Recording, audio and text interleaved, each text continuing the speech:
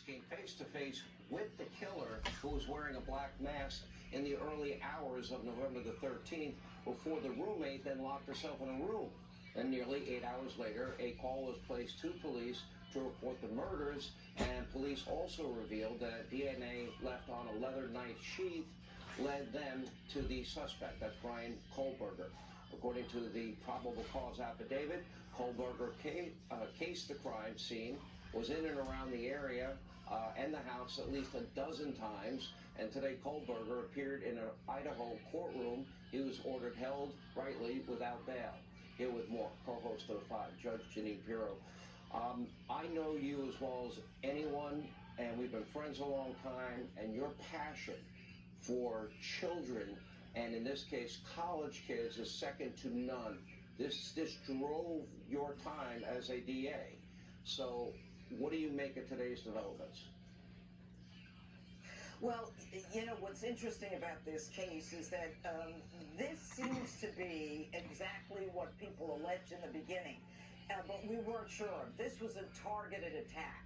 We know that there were 12 times that this guy, Kohlberger, was within the cell tower area. We don't know what that distance is just yet, of the victims' homes.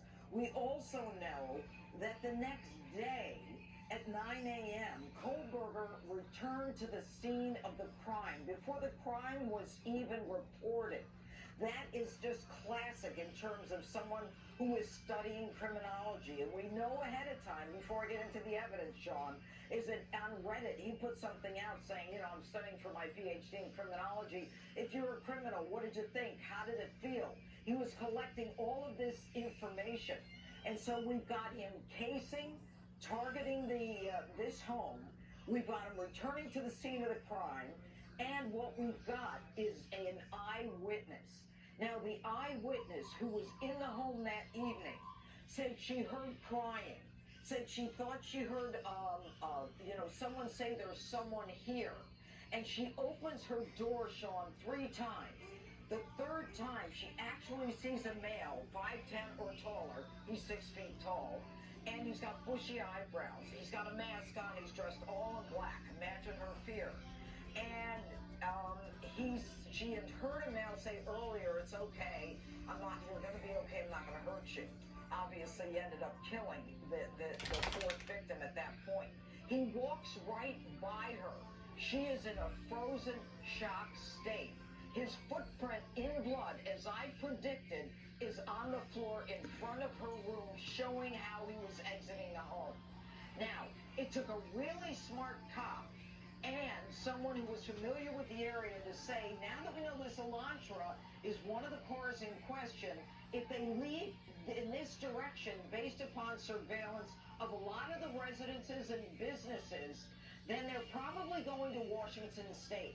You put it all together, these cops were genius. And you know what? They kept their mouths shut. They didn't care what the public was saying.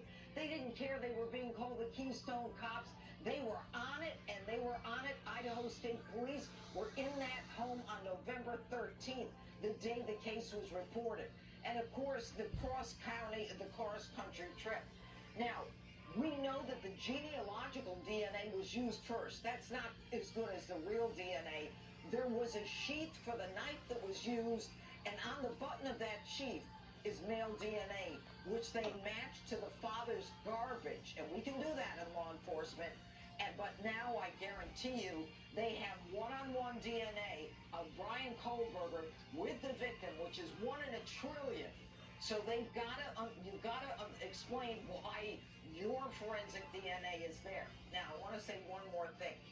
I think that because the sheath is in the room with the 2 young girls who were in bed together, I think it was Kaylee and Madison, that maybe they were his first victims, because he would have taken the knife and taken it out of the sheath in that bedroom.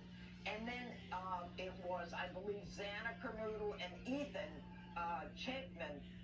Apparently, Xana was out of the bed. So, you know, there was some fighting there. They found her body not in bed, but Ethan's body was in the bed. The bottom line here is you've got the evidence, you've got law enforcement at its best, state, local, federal, and you've got a psycho. But don't misunderstand me. There's no insanity. Thank you for watching, and thanks, Janine, for the update. And he is facing the death. Please subscribe. I'm not doing this for my health, Patriots. So subscribe if you haven't. Look down underneath, you'll see a subscribe button. And hit the bell. I upload every day. Breaking news.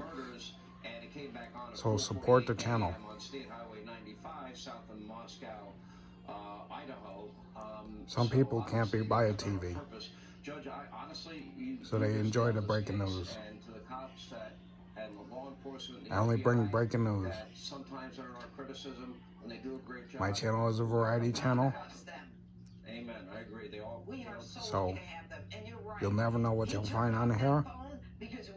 Enjoy going through the music videos that I wrote myself and did the videos myself. Listen, my kids will shut off their phone if they're out later than they want me to know. God bless, Patriots. Thank you, and please subscribe.